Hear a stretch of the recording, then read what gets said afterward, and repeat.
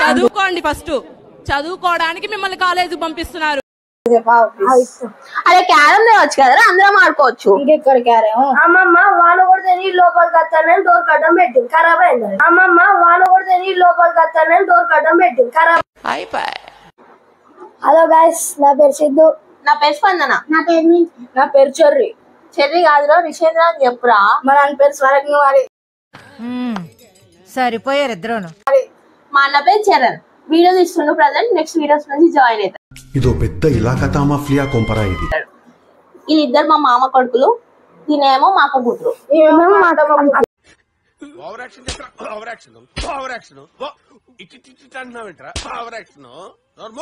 Summer అనేసి ఇంటికి వచ్చినాం.